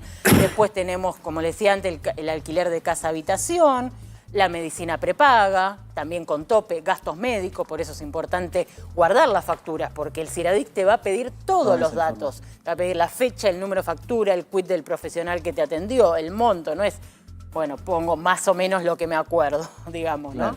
Claro. Te aprovechamos porque el consultorio contable está a full el jueves a las 22 horas. Soy monotributista. ¿En qué situación estoy hoy? A ver, te lo pregunto porque entiendo que la actualización, la última actualización de los segmentos fue del 140%, 110%. Hoy tenemos un monotributo que para lo que es servicios Sí. llega a los 11 millones Claro. anual, un poquito más, ¿no? En números redondos, casi 12 millones de pesos anuales. Esto significa que si uno lo divide por 12 sabe más o menos hasta cuánto puede facturar. Digo más o menos ¿por qué? Porque no importa si yo facturo, me paso un mes, pero o sea, el otro mes tengo que facturar menos, digamos, promedio. es el promedio anual. La ley, o el proyecto, mejor dicho, de ingresos personales prevé la actualización del monotributo. Dentro de sus artículos Pero prevé. te preguntaba por una Sí. cuestión. La última actualización de los segmentos del monotributo actualizó por 110%, por el RIPTE Sí. de octubre-octubre. Sí. Estoy bien. En realidad, como se había hecho una actualización en julio, actualizó fue un lo poco que le menos. faltaba. El diferencial, pero Claro. finalmente sumó en el año. Exactamente. Ahora, con una inflación del 211. Es decir, yo facturé el equivalente. Lo mismo, digamos, Sí, un sigo poco más. ganando lo mismo y quedo fuera del monotributo. Exacto. Es decir, hay un problema ahí. Hay un problema en eso y además cuando se va actualizando, siempre se va actualizando atrasado. Entonces, Claro. en definitiva, hay meses que hay que tener mucho cuidado. El monotributista tiene que controlar muy bien su facturación porque el hecho de caer en responsable inscripto es un salto al vacío directamente. Y en ese caso, una persona que hoy facturando superó esos límites en estas condiciones, ¿qué hace? ¿Se recategoriza? ¿Cómo hace? ¿O queda fuera? No, ¿Va al régimen general? Va al régimen general. Si supera la última categoría del monotributo, ya sea para servicios o la última para venta de bienes, que siempre los valores son más elevados, porque uno en la venta de bienes no gana la totalidad del valor de venta, sino que tiene un costo de la mercadería, pasa al régimen general, lo cual es totalmente distinto, una carga administrativa distinta y un costo fiscal totalmente distinto. Pero, ¿y si después se vota esta cuestión con los parámetros mucho más elevados? Y hay que ver qué sale. ¿Puedo volver para atrás? No. Hay veces no. Hubo situaciones donde en época de pandemia recuerdo que cuando se actualizó el monotributo habían dicho, bueno, si no superó más de tanto porcentaje puede quedarse en el monotributo a pesar de haberse pasado. Todo depende de cómo se vote. El proyecto prevé una categoría para servicios de hasta 35 millones de pesos anuales, Claro. lo cual es un incremento de pasar de casi 12 a 35, es muchísimo. Mucho margen. Bueno, muchísimas gracias. Gracias a Dayana, ustedes. ha sido muy útil, muy didáctica. La verdad, ¿no estamos bien? Sí, yo estaba Entendieron tomando todo, nota. ¿no? Claro, yo estaba tomando nota. Paguen los impuestos. Pero obvio. Estoy mirándolo. Mira, yo aparte es Los una frase célebre esa. Para los Paguen impuestos. impuestos. Claro, para los impuestos. Para los Esperábamos impuestos. la frase. Con la FIP, con Tan el mozo, lentos, siempre hay que estar bien. chicos, tan lentos hoy, están lentos. Bueno, y nosotros seguimos, nos vamos al móvil de inmediato con Gonzalo Sorbo. Me parece ¿Qué? que hubo una reunión y... ¿Dónde? ¿Cómo es? Gonzalo, en la biela, ¿qué sabemos a estas horas de la noche? Hernán, buenas noches a todos ustedes. Estamos en el barrio de Recoleta, sí, tengo atrás a La Biela. ¿Y por qué estamos en este lugar?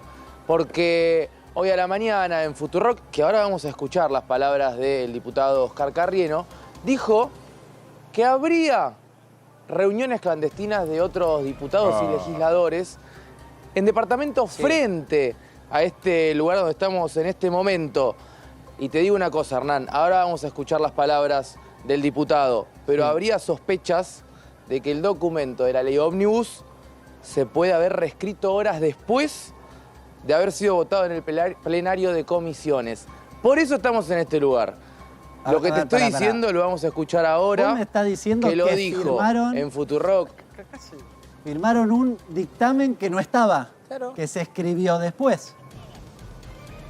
Ahí en ese departamento que Y estamos ahora viendo lo ahí. vamos a escuchar en el departamento de enfrente a La Biela, por eso estamos ubicados en este sector, en el barrio de Recoleta. Él lo que dijo es que estuvo invitado a varias reuniones, o por lo menos que se hicieron varias reuniones el miércoles a la madrugada, después de la 1:39 de la madrugada, donde terminaron las reuniones de los diputados, y que cuando llegó a este lugar se encontró con Federico Sturzenegger, y ahí se dio cuenta de lo que estaba pasando y se fue. Que habría algunos punteos, yo quiero que lo escuchemos bien de las palabras hoy a la mañana que dijo él, pero que habría algunos punteos en diferentes departamentos, reuniones, y que él dijo, acá yo no me quedo, me voy.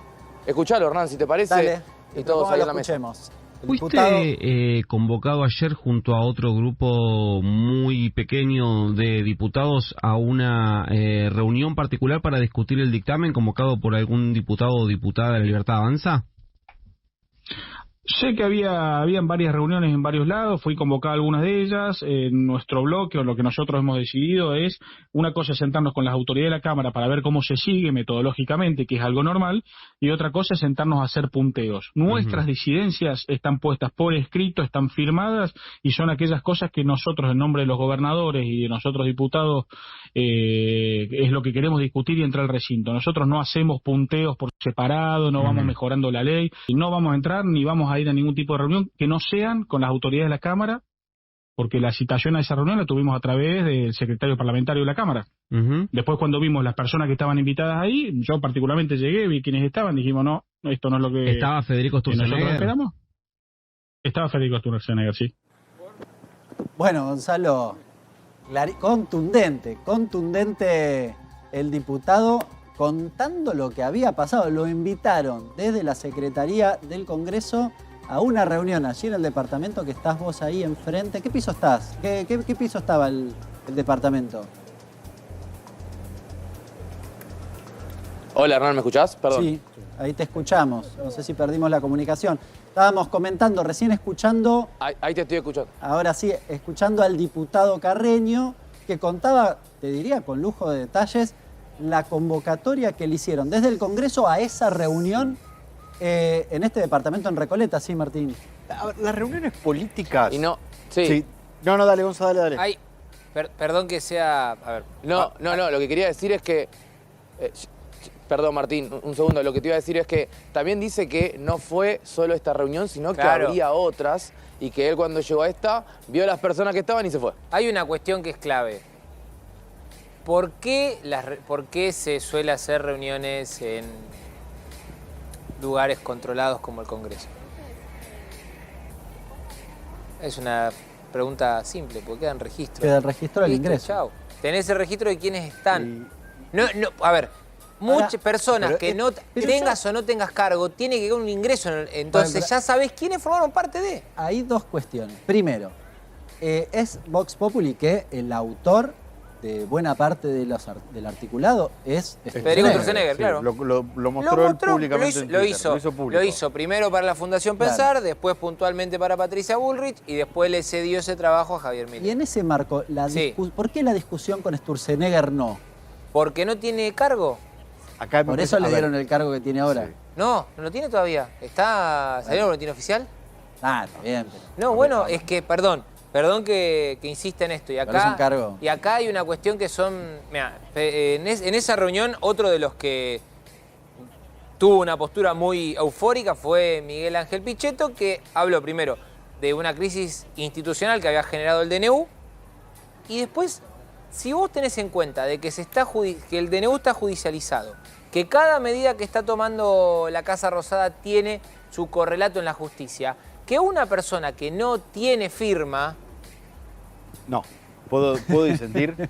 A ver, las reuniones políticas fuera de los ámbitos institucionales existieron siempre. Sí. Hay lobbies de hoteles que se han cansado... En Pampa y Figueroa Alcorta hay un conocidísimo lugar donde... Lobbies de hoteles, restaurantes... Ese no es el punto. Casas de country, eso es muy habitual. Pero ese no es el punto. Acá a mí me llama la atención, porque cuando vos haces este tipo de reuniones, generalmente son reuniones reservadas, que no se filtran, y cuando esto ocurre vos solés invitar a gente que sabés que va a mantener en reserva.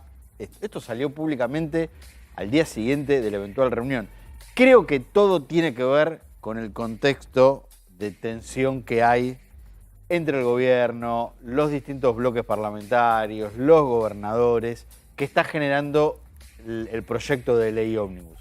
Hay tal nivel de tensión en tantos lados que da la sensación de que no están pudiendo controlar nada. Ahora, Gonzalo Sorbo, tenemos acá el otro Gonzalo.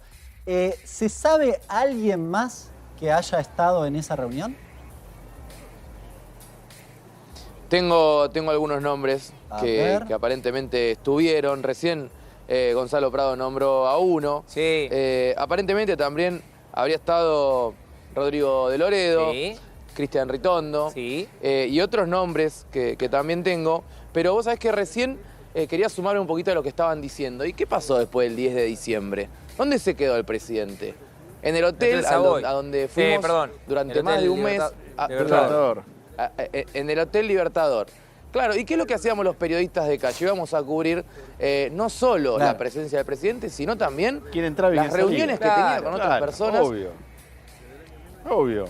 Bueno, entonces, si bien lo que pasaba es que no iba a Olivos porque estaba esperando tener la casa para sus perros, también nosotros sabemos que después de un mes de haber estado en el hotel, entraron y salieron muchísimas personas a las cuales nosotros pudimos todavía no se sabe, de entrevistar.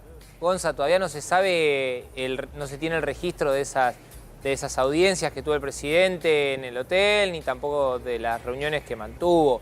Por eso es la cuestión. Insisto, el tema no es tanto con quiénes se reunió y en la forma que se reunió, porque el café que tenés atrás tuyo se han hecho un montón de acuerdos políticos. La cuestión está en que lo están buscando llevar, y esto me consta porque así me lo han comentado fuentes que tienen que ver al caso, están intentando llevarlo a lugares que no son institucionales por el rol que tiene Federico Sturzenegger. Hoy, por ejemplo, sin ir más lejos, no le quedó otra al gobierno que sentarlo junto a empresarios y fuentes de distintos sectores a explicar la ley ómnibus y explicar el DNU. Lo tuvieron que blanquear. Entiendo que hay una lógica de que está en vías de ser nombrado, le van a poner una unidad ejecutora para poder llevar adelante todo el control sobre la desregulación de cada medida, de la desburocratización y demás, pero lo cierto es que hoy por hoy, al no tener el gancho que diga es funcionario, Gonzalo, no se quieren arriesgar a tener ¿vos decís problemas? que es solo porque no tiene el cargo? ¿No hay una cosa personal con Sturzenegger? ¿De Pichetto, por ejemplo? No, es que Pichetto entiende justamente esta lógica después de todo lo que fue las declaraciones de Sturzenegger. Lo de Pichetto también pasa, y me consta, por una cuestión más de no me estás respetando por el cargo que tengo, digamos, no me estás respetando mi historial, no me estás respetando mi CV. Entonces, lo sacó carpiendo básicamente porque si hay alguien que sabe lo que se necesita para mover los engranajes del Congreso, sacar un proyecto de ley, mejor dicho, convertir un proyecto en ley, es Miguel Ángel Pichetto. Por eso también lo sacó carpiendo y ahí se sumó todo el bloque que él representa por todo lo que venimos contando antes. La tensión con la Casa Rosada, las amenazas por Twitter, etcétera, etcétera, etcétera. Bueno, Gonzalo, excelente cobertura, muchísimas gracias. Te dejamos ahí a ver qué novedades y a quién ves pasar por ahí, ¿no? Sí, claro. No, a muchísimas personas que recién decía también Gonzalo, cuántas reuniones se hicieron acá atrás. Sí, bueno, vamos a tener una también con los muchachos aquí, con los técnicos nos vamos a quedar con Hay un senador que ya no es más senador, que hace muchos años contó cómo se tuvieron que ir escondidos en el baúl de un auto en una reunión. Sé quién es. Que se estaba haciendo en un momento muy particular de la historia del país. Gracias, Gonzalo, buenas noches. Y nosotros nos vamos a la pausa, muy cortita. Quédense acá en la pantalla de A24, ya volvemos.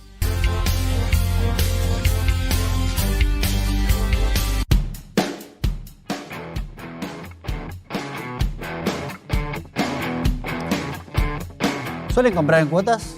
Sí, obvio. Bueno, se definió finalmente la tasa de interés de este programa que se llama Cuota Simple, que viene a reemplazar el Ahora 12, un programa que ha servido en buena medida para la compra, obviamente en cuotas, porque tiene una tasa subsidiada muy económica. Lo que se conoció hoy es básicamente esto que estamos viendo ahí en la placa. Primero, es un programa que va a tener hasta 3 y 6 cuotas. El viejo Ahora 12 llegaba, ¿se acuerdan?, hasta las 24 cuotas. Y una tasa del 93,5. Es muy barata, es el 8%, estaba haciendo el cálculo, el 8% mensual. Digo, si lo comparo contra la inflación, claro, es un gran negocio. Ahora 12 no tenía interés, ¿no? En último tiempo sí, no tenía, pero era más bajo de la inflación. Tenía una tasa subsidiada parecida, me quiero acordar cuál era la tasa, era un poquitito más baja que esta, creo que estaba en 80 y pico. Pero, claro, quizás en un periodo, salvo el último periodo, de una inflación un poco más baja. Claro. Entonces estaba... No, siempre apuntó a ser más baja que la inflación. Claro, igual siempre era un negocio comprar con esto, que permitía, sobre todo, ¿saben quién lo pedía mucho? Los comerciantes. Hace unos días hablé con un empresario textil y me decía, no en la Argentina, en el mundo la ropa se compra en cuotas. Claro. Si no hay cuotas, se nos cae el 30% de las ventas y nosotros estamos recontra complicados. Creo que tenemos una placa además de los rubros, si te interesa. Bueno, esto, cuando se pone en marcha todavía no está definido, pero en estos rubros va a abarcar, probablemente sea en el mes de febrero, la línea blanca. Estamos hablando de heladeras, lavarropas y demás. Lo que mencionaba recién, todo lo que tiene que ver con la pilcha, la indumentaria, la tecnología. Hay que ver ahí, yo quiero ver la letra chica, particularmente de la tecnología, se incluye todo, computadora, teléfono y demás. y los productos electrodomésticos, esto se cae de maduro, que estaba incluido, que va a estar incluido justamente en esta cuestión. Desaparece el plan de cuotas muy largas, pero bueno, de hecho ya diría que no estaba funcionando porque nadie te ofrecía esa cuestión. Me parece que la preocupación principal acá reside en los niveles de inflación altos que tenemos. ¿Vieron cuando vas a comprar y te dicen el precio de lista es tanto, pero si pagás en efectivo más barato? Sí, total. En realidad uno dice, me están haciendo un descuento. Ahí hay un truquito, que es que el precio de lista es el del efectivo. Y el que te dice precio de lista está aumentado para compensar la tasa de interés. Claro, es imposible de detectar eso, con lo cual es un problema que habrá que analizar. Pero bueno, es una medida importante sobre todo para que el sector pyme y el sector de las ventas y los comercios no caigan en sus ventas luego de lo que ha sucedido en el mes de diciembre. Pero además, hoy se conoció a través del boletín oficial el incremento de la tarjeta alimentar.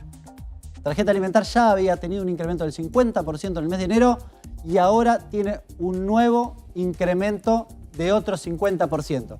Bueno, ustedes ya saben, la tarjeta alimentar es un ingreso complementario de lo que tiene que ver con la asignación universal por hijo para aquellas familias cuyos hijos, obviamente, cobran la UH, pero tienen menos de 14 años. ¿Bien?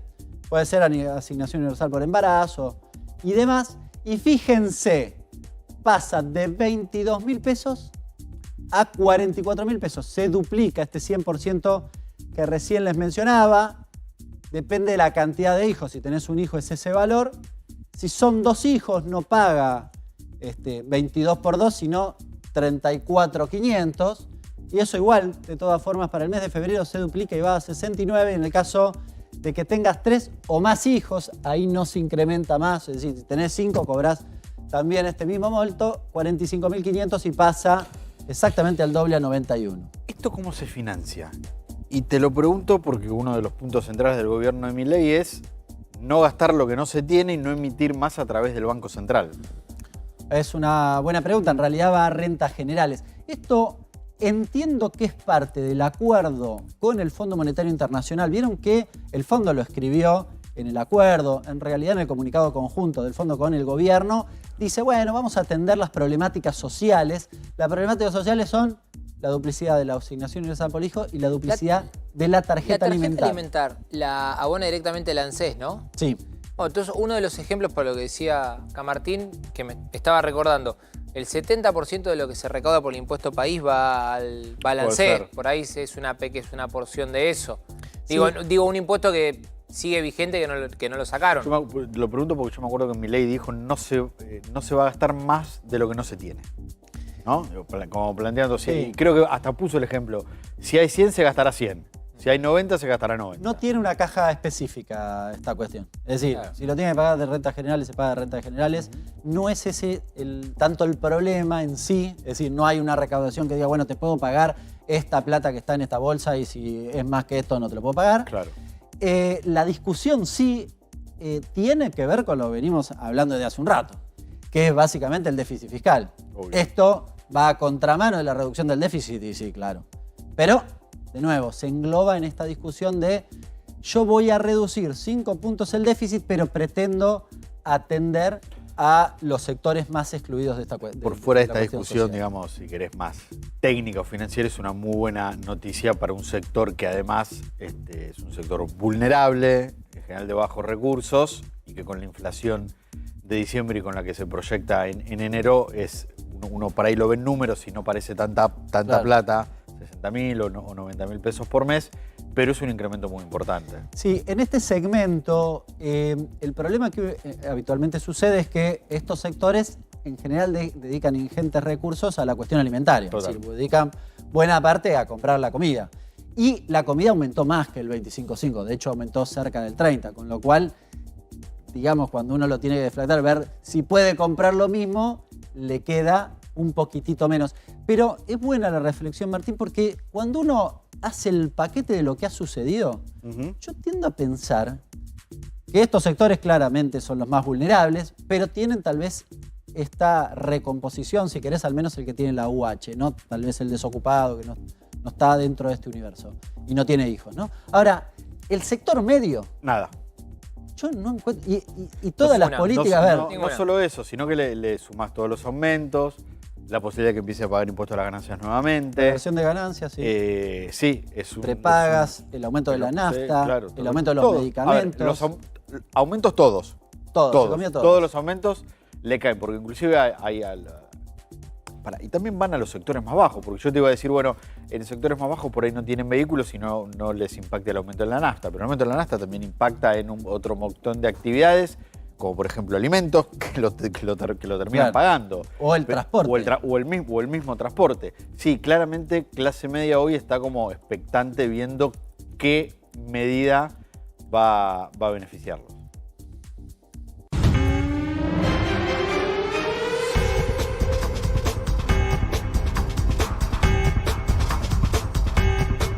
Urgente en A24, la noticia del día. Gonzalo, ¿de qué estamos hablando? Bueno, después de la renuncia, mejor dicho, salida de Guillermo Ferraro, el ministro de Economía, Luis Toto Caputo, va a absorber todo lo que tenía que ver con infraestructura, obra pública, transporte y demás.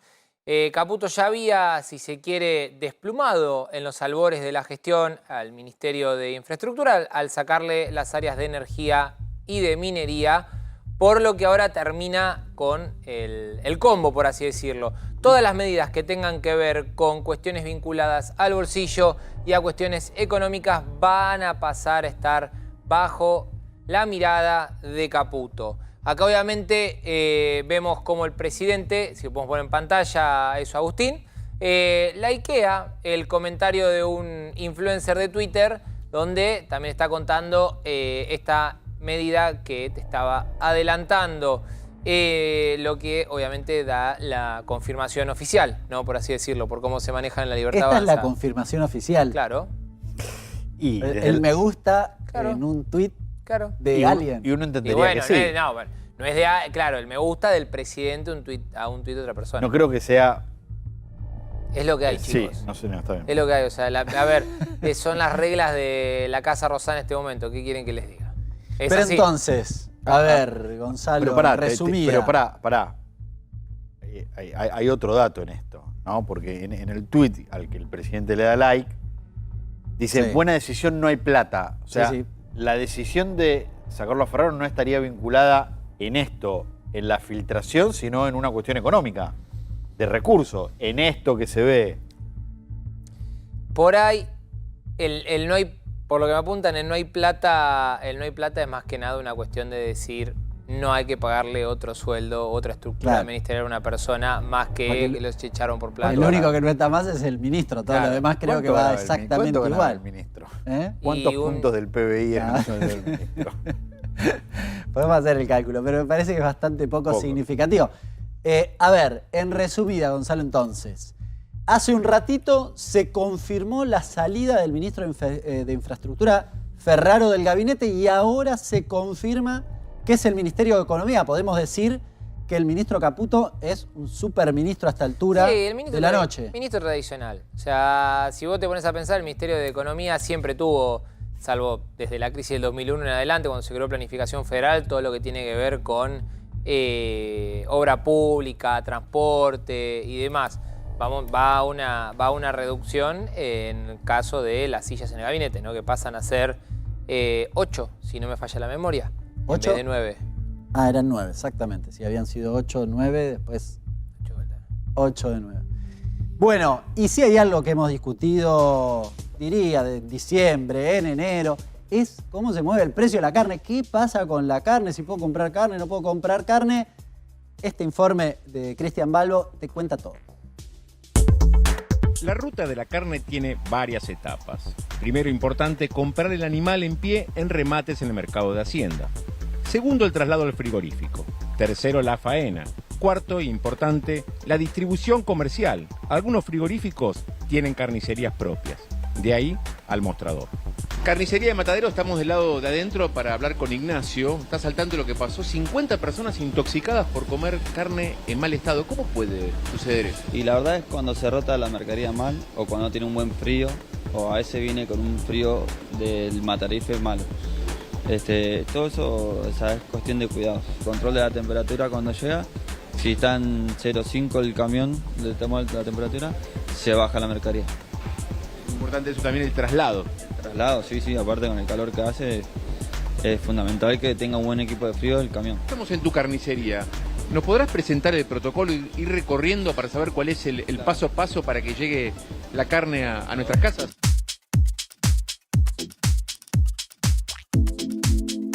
Interior de una carnicería con la llave. En estos momentos, Ignacio, ¿qué es lo que vas a abrirnos, Ignacio? Acá se guarda la media res entera. Así como viene, se guarda acá. Se abre la cámara. Observen esta postal. Observen esta postal en este lugar. ¿A qué temperatura estamos acá, Ignacio? Acá estamos en 0,5. Nosotros la rotamos todo el tiempo, ya a la mañana se posta a la tarde. ¿Cómo sería una lógica de rotación? ¿Que se van rotando aquí mismo? Rotación, la mercadería ya a la mañana se corta a la tarde, se vende a la tarde y ya al otro día mercadería nueva. ¿Cuánto tiempo puede estar en un frigorífico una media res como esta? Una media res como esta está 2 días. 2 días, sí. Y en caso de que no se venda, ¿qué se hace? Y la verdad que se vende. Si no se vende hay que poner oferta a lo loco porque o no acumular mercadería. Claro, se baja el precio. Se baja el precio si no se vende, pero uno ya sabe lo que vende y no acumulamos mercadería más por ese tema, que se pone fea la carne. 97 kilos, figura todo el detalle, a qué frigorífico pertenece. 22 de enero del 2024 fue faenado. ¿Cuándo se dan cuenta ustedes que la carne ya no está en condiciones para consumir? Y cuando la carne está media babosa, media transpirada, pero acá no suele pasar eso porque tenemos buena rotación y buen frío de la heladera, eso es fundamental. Y tampoco no hay que cargarse mucho de mercadería, más como está el clima hoy en día, que el sol la bomba todo, no es que mercadería. Observen ustedes, ¿no? Esta postal dentro de la cámara frigorífica, cuando así reciben la carne para que después vaya al mostrador y termine en nuestros domicilios, ¿no? Este es el primer paso entonces, Ignacio. El segundo paso, ¿cuál sería? Bueno, se despostaría la media y cada corte se guarda en la otra cámara. Todas las mañanas hacemos esto, se corta la media, cada corte lo ponemos en su ganchera, que respire bien la carne, que le entre bien el frío y bueno, de acá sacamos todo lo que es para mostrador. Eso sí, acá tenemos lo más antiguo, lo tenemos de este lado, más adelante y vamos rotando la mercadería. La van separando para que llegue al mostrador de manera ordenada. De manera ordenada. Sí. ¿Cómo se da cuenta uno que la carne está en condiciones para ingerirla o no? Y la carne cuando ya está media negrita, media babosa, ahí ya la carne, la verdad que tirala, porque puedes intoxicar a alguien. Lo fundamental es en las carnicerías la limpieza, ¿no? Todo el tiempo lavandina, hay que limpiar, muchas moscas, más que con el calor el ambiente que esté frío, que haya aire acondicionado, porque si no la carne no, por más que esté con un frío acá, después la manda al mostrador, no te aguanta la carne. Ingresamos a lo que es el sector ya de la carnicería propiamente dicha, observen ustedes. La grasita es blanquita, todo fresquito. Importante también el mostrador, todo lo que tenga que ver con las mesas. Todo limpieza, sí, con su trapo. Y ya después pasa a este sector, que sería el mostrador, el tercero y último, donde está toda la carne exhibida, Ignacio. Toda la carne exhibida y la batea también tiene que tener frío.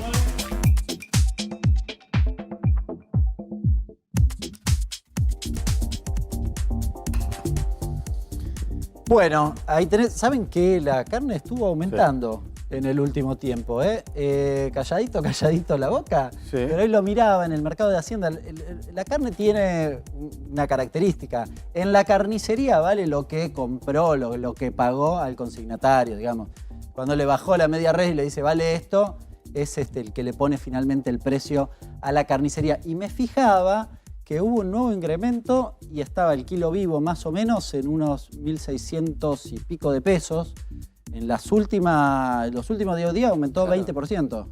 Todavía es probable que no se haya visto reflejado en las carnicerías porque es reciente. ¿Cuánto tarda en impactar, Hernán? Y medio inmediato, por semana te diría. Okay, o sea que porque en general la carnicería compra más seguido, pero bueno, va dependiendo de... Se puede esperar que la semana que viene entonces tenga un salto en el mostrador de ese porcentaje. Sí, es probable que tengas un incremento de precios. De hecho, Sí. Bueno, de hecho, ese 20% que vos decís que podría aumentar, Sí. ¿no es lo que había bajado? No, porque en realidad la carne tuvo una evolución medio ciclotímica, diría. A principios de diciembre empezó un raíz de un salto fenomenal. Estaba, si no me equivoco, en alrededor de 900 pesos el kilo vivo y llegó a, escuchen bien, 1.900 pesos. Claro. 1.900 pesos a mediados del mes de diciembre, pero de ahí tuvo una caída bastante significativa a 1.400. Y después se estabilizó y medio que el precio que seguíamos era 1.400. De nuevo, yo suelo fijarme, vieron esas cosas que uno tiene. esas defecto, pero manías hay gente que raras lee, que no uno sé, tiene. el boletín oficial, Sí, el diario. ¿No? El boletín oficial. No, boletín oficial sí, el diario no. Yo, lo mío es un poco más sano que lo de Martín. Sí. Veo el precio en el mercado de Hacienda, ¿no? Claro. Entonces voy y me fijé, efectivamente, me fijé ayer, ya había subido, y me fijé hoy y estaba alrededor de 1.630, 40 pesos, con lo cual, insisto, en los últimos 10 días, desde el 15 aproximadamente, tuviste un incremento significativo. Con lo cual es probable que tengas, lamentablemente, este efecto sobreprecio. Ojo, porque la discusión de inflación está muy atravesada por el tema carne. Les digo por una razón muy sencilla y matemática que ustedes van a entender. El 10% de todo lo que gastamos los argentinos, ¿saben en qué lo gastamos? Según el INDEC, no es para dudar, lo digo por una cuestión metodológica. En carne, Claro. pero de todo, incluyendo pilcha, alquiler, todo. El 10% lo gastamos en carne. Por eso, cuando sube la carne, Hay una incidencia. tiene Claro. impacto importante sobre el índice de precios, que en estos días algunas consultoras decían que alimentos podía estar entre el 20 y el 25%. Bueno, nosotros estamos en contacto con Adrián Sá, ¿quién no, si no? En esta noche de jueves. A ver, porque parece que hay problemas en las fronteras. Sí. ¿De qué estamos hablando, Adrián? Sí, Buenas sí, noches. Buenas noches. Estamos hablando de un problema que viene ya de arrastre del año pasado, desde el 11 de mayo del 2023, que había finalizado la orden de deportación automática de todos aquellos que quisieran cruzar desde México a través de la frontera hacia los Estados Unidos. Sí. ¿No? Antes, gracias a la pandemia, existía una ley que se llamaba el Título 42 que hacía que cualquier policía de frontera que encontrara a alguien que quisiera pasar lo deportaba automáticamente y no había pedidos legales en ninguno de los pasos fronterizos para asilo. Bueno, eso cambió con Biden y como cambió, hubo una gran confusión respecto de lo que se podía hacer, ¿no? Que si podés deportar o no, si lo tenés que retener. Bueno, empezó una guerra muy fuerte entre las autoridades nacionales, o sea, entre el gobierno de Biden, entre la Casa Blanca, que quería que efectivamente ingresaran más inmigrantes a través de la frontera y que se les tomara, digamos, una evaluación respecto de si se necesitaban acá en Estados Unidos de manera temporaria para trabajar en los cultivos, por ejemplo, o en alguna otra cosa, o no. Bueno, ¿qué pasó? Se envalentonaron muchos y vinieron desde Venezuela, andando en caravanas gigantes, ¿no? Parte a pie, parte en medios de transporte, hasta la frontera, pasando por todo tipo de selvas, por penurias. Por tierra. Muchos han quedado en el camino, ¿no? Por tierra, sí, por el desierto de Sonora, es uno de los desiertos más bravos del mundo, ¿no? Que está en la frontera. Muchos han perdido la vida incluso, ¿no? Pero bueno, en total, de estos inmigrantes, el gran flujo era de Venezuela. Ahora, venían escapándose de la Venezuela de Maduro directamente hacia ahí. Sí, Adrián, sí. ¿de cuántos kilómetros estamos hablando? ¿De la frontera de Venezuela hasta el límite con Estados Unidos, de México en Texas? Y bueno, el recorrido a pie que tienen, y tenés que calcularle 2.500, 3.000 kilómetros. Claro. Pues yo estoy tratando de trasladar. Sí, sí. La frontera entre Estados Unidos y México mide 3.100 kilómetros de largo, ¿no? En su extensión. O de ancho, si querés, si lo ves en el mapa. Sí. Entonces calculale, movés esa línea y vas a tener más o menos esa estirándolo distancia. un poquito lo que viene.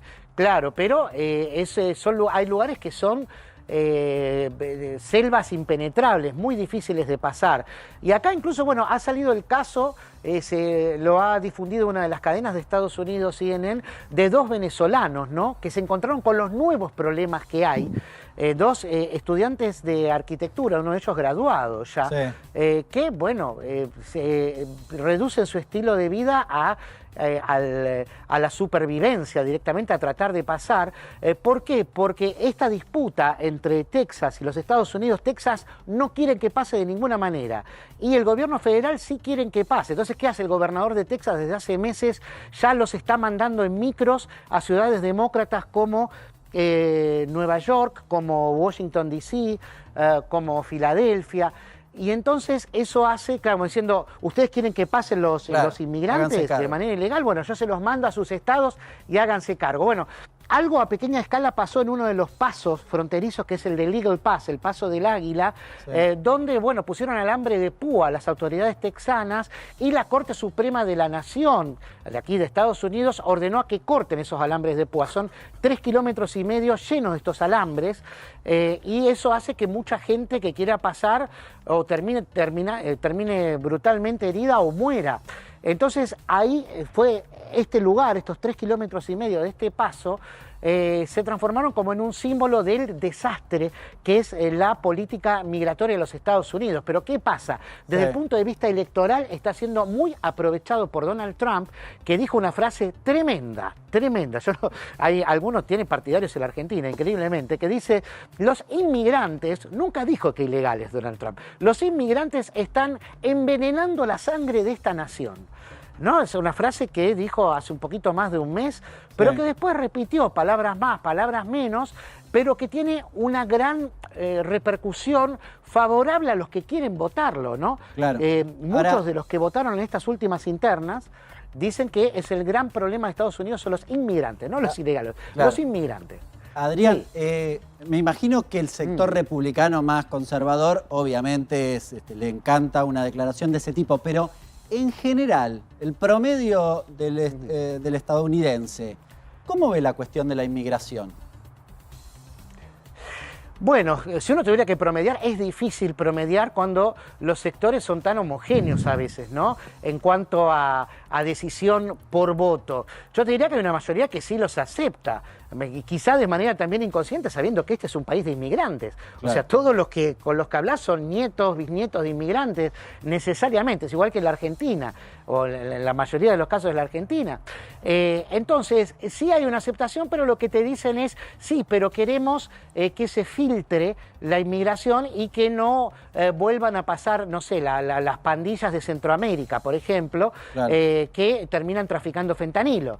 Pero bueno, eso es, la verdad que el fentanilo viene más por China o también se cocina acá que por la frontera con México, ¿no? Viene también, por supuesto, históricamente ha ingresado droga ahí, pero no es por los inmigrantes ilegales, son los mismos residentes los que la trafican también. Claro. Entonces, digamos, la estigmatización del inmigrante ilegal es instantánea y es fácil y le rinde mucho a los gobiernos que son conservadores, a los políticos conservadores. Siempre echarle la culpa al otro, al extraño, es lo más fácil que hay. Pero sí, hay opiniones muy encontradas en la población y vamos a ver si en la elección general eso influye. Dentro de los republicanos, particularmente los trumpistas, sí, desde luego, sí, son más votos a echarle la culpa de la mayoría de los problemas. Ahora, ¿quién les va a cultivar, por ejemplo, no sé, la lechuga, las legumbres, los cultivos estacionales? La mayoría son inmigrantes y muchos en situación irregular, además, ¿no? O sea, pues esos son estos planteos que se dan todo el tiempo aquí, van y vienen, pero bueno, después de la pandemia, con estas reformas legales que hubo, justamente porque no se sabía si deportarlos o no, sigue estando esto en una zona gris. Donald Trump lo que dice es los voy a deportar a todos y bueno, es una solución que es impracticable, pero bueno. Bueno, Adrián, muchísimas gracias. Mañana te voy a preguntar por las banderas ahí que se ven por la ventana, pero bueno, eso será para mañana. Te mando un abrazo grande. ¿Cómo no? Y nos vemos mañana. Nosotros siempre nos tenemos que ir. No, los esperamos. Esto fue Equipo de Noticias. Los esperamos mañana a las 21 acá por la pantalla de A24.